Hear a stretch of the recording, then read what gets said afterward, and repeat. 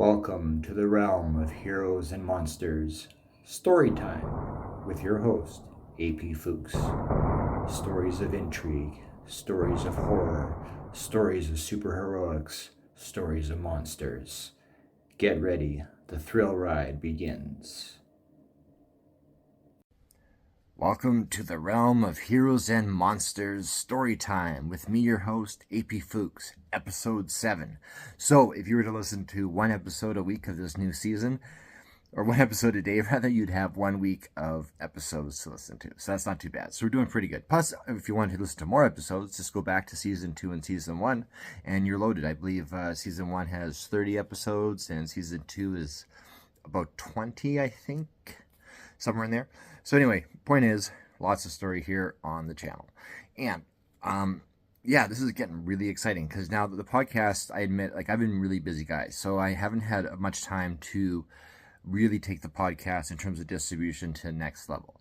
I mean, right now, the listen and watch version is available on YouTube. And then in terms of the auditory stuff, we got YouTube Music, we got Spotify, and we have a direct on my website, apfuchs.ca, and you can listen to it there. As well, in terms of the website, if you go there to listen to the podcast, by all means, use it just as a listener, but you also have the option to download the podcast. So if you can't listen to it right away, no problem, just download it. It'll come in MP3, and then you can just listen to it later on. So lots of options there that are currently in place and also going to be coming up. So I'm excited for that, and that's going to be one of my projects upcoming soon, is to get all these episodes that we've done and get them out there through as many channels as possible. So anyway, that's our introduction. Here we are, story time. So before we get into the story, we have to do what? Story before the story. So let's go and talk about stories before we listen to a story.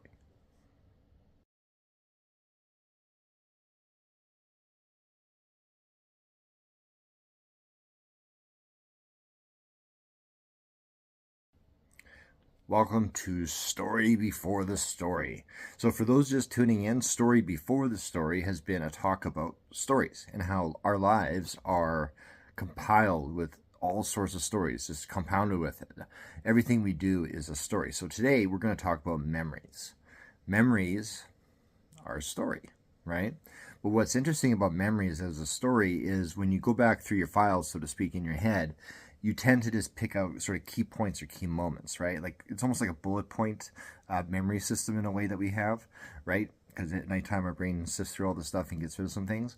But what's interesting about that is this. Here's the example. So let's just say you and a group of 3 or 4 or 5 other people go out one night, have a blast, a few shenanigans, tell dumb jokes, memorable moments, yada yada yada, right? And then time passes. And it could be a week, it could be 6 months, it could be a year, it could be 2 years or more, whatever it might be. But time will pass, and you'll look back on those moments and those memories, but you're only going to be able to pick out certain episodes, certain shenanigans or certain jokes or even certain people, right? But you won't remember the exact full thing. And unless you're with that group of people to help possibly fill in the gaps, you're stuck basically with a fragmented story. So what we end up doing with our memories is when we go down memory lane, we have our sort of key bullet point that we're exploring, but then we sort of make a story in our heads to connect memories, to relate to the memories, to analyze the situation that we're remembering. And because we don't remember everything exactly perfectly, right? Because remember, when you remember something, you're not remembering the actual event, you're remembering the last time you remembered it. So that's a whole other thing. But the point is, we make these stories to fill in the gaps in our memory. And then by doing so, by creating these stories, by making sense out of these bullet points, we then have a narrative upon which the memory is then created. Because have you ever had a memory, right? And you've thought about it for a while and you've relived it in your head, however many times. And then you go ahead and you relate that same memory to the friends, say, that was involved in that memory, and they're going to recall it completely differently, And it's interesting. They might remember some of the key moments that you mentioned, but outside of that, they're going to remember it differently. Because remember, when it comes to any point of any event, big or small, there's always 3 tales, right? There's your story, there's my story, and then there's the truth. So basically, when it comes to my story or your story, you and I don't have the whole picture. We hope we have the whole picture if we teamed up together and really hashed it out. But since we don't, we make up stories to fill in the gaps. So again, once again, we need to have stories in our lives to help us get through, even for something as simple as recalling a past event. Okay, so here we are, wired for stories, once again proven, memories.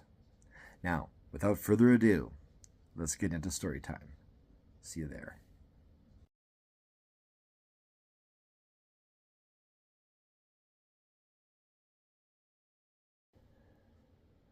The crash.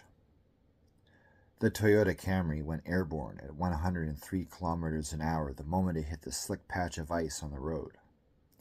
The hydropole filled the windshield, and a million shining stars filled Carl's vision as the glass shattered and its pieces sped toward him. 1,000 cuts and stings ripped across his face and hands, and although they all happened nearly simultaneously, he could pick out each one and felt the warm blood trickle from each slash.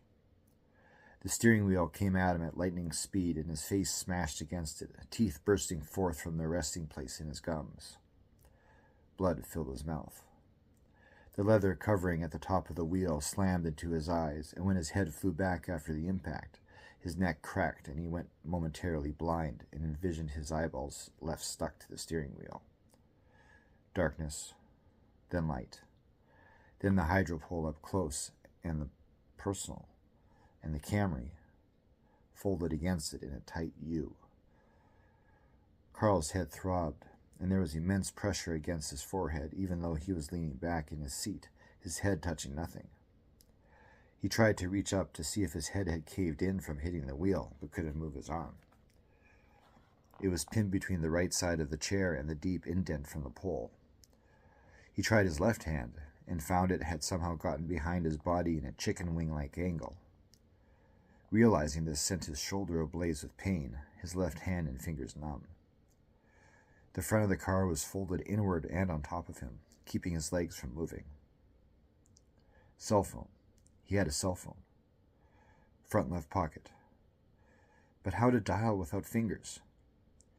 He tried nodding his head forward in an effort to grab it with his remaining teeth.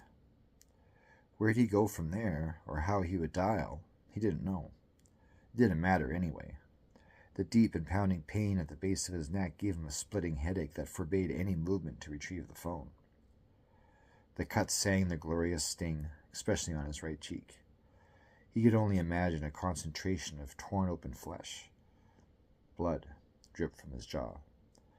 Warm blood seeped from his mouth, and the agony of what had to have been at least 6 teeth forcefully extracted sent his gums into a roller coaster of shockwave after shockwave of pain. He closed his swollen eyes. Even that was excruciating the moment the skin of his eyelids touched each other. His breathing came in shallow gasps, and he wondered if his lungs had somehow been punctured. With what, or to what extent, he didn't know. He tried to calm himself, take slow breaths, focus on his ears. Aside from the sting of the cuts along their skin, they seemed to be all right. He listened for any oncoming cars. The road was quiet. Head pounding, he tried to surface thoughts of his wife, and wondered if at that moment she knew he was in trouble, even though she was 20-some-odd kilometers away. They were newlyweds. Did she sense him somehow? Did she know something was wrong? All faded to black. Carl awoke again. Could have been 5 minutes later. Could have been an hour. It was impossible to tell. That hydropole still loomed over him as if in victory. The outside cold poured in from the open windshield, and he trembled from the chill. When he had left the house, it was minus 27 degrees, but with the wind chill, it was probably somewhere around minus 35. The warmth of his blood had cooled. It wasn't even damp anymore. He opened and closed his mouth, the frozen blood cracking with each pull. Air barely came into his lungs. Something had got him. He focused and searched his peripheral vision for an indicator of what that issue might be. At the bottom of his vision, a black bar stuck out of his chest. It took him a moment to realize it was the windshield wiper. Whether it was the wiper itself or the handle that controlled it, he couldn't tell from this angle. Regardless, it had him, and with his body starting to lock up, he could barely take in another sip of air. He listened once more for sounds on the road. All was quiet. All went dark. When he came to again, someone yelled at him. The voice seemed far off, though out of the corner of his eye he saw a guy in a dark paramedic's uniform leaning into the vehicle. "You okay?" the man asked. "Hey, buddy, wake up. You okay? Can you hear me?" Carl tried to nod but couldn't move. He noticed another man that appeared beside the paramedic. This one wore a robe of sparkling white. The fabric glowed so bright and shone like the sun, Carl had to close his eyes. He didn't know which man would reach out to him first.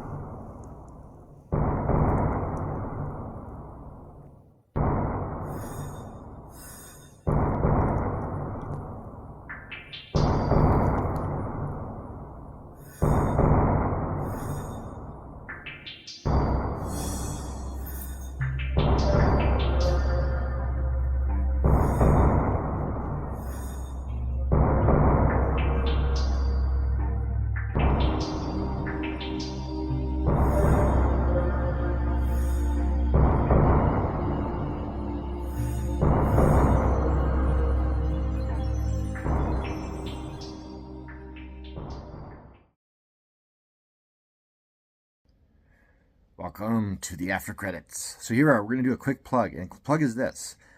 Just yesterday, I launched the first issue of Year 8 of the Canister X Transmission newsletter. So we're in our 8th newsletter year of doing the Canister X Transmission. That's pretty wild, man. Year 7 just wrapped up, and then yesterday was the first issue of Year 8. All these newsletters are compiled into books, and each newsletter edition comes with a bonus newsletter that's only available in the published version. But what I invite you to do is join the newsletter. It's free. It's called the Canister X Transmission. You can find it at apfuchs.ca or canisterx.com. And it is a tab there. It says newsletter. Just go there, pump in your email address, and you're good to go. Plus, you get a free little creepy novelette as a thank you for signing up. But yeah, I wanted to mention the newsletter because it's important, because it's a good place, one, to keep up to date on what's going on my side. 2, it's a good way for me to communicate with you. And 3, the big bonus is, as a newsletter subscriber, you get news of things well before the public does. So if you want the inside scoop on what's going on or what's coming up and how long it's going to take me for these Axiom Man books to come out, read the newsletter and you'll be right up to speed. So hope to see you there. canisterx.com. Look for the Canister X Transmission newsletter. Peace.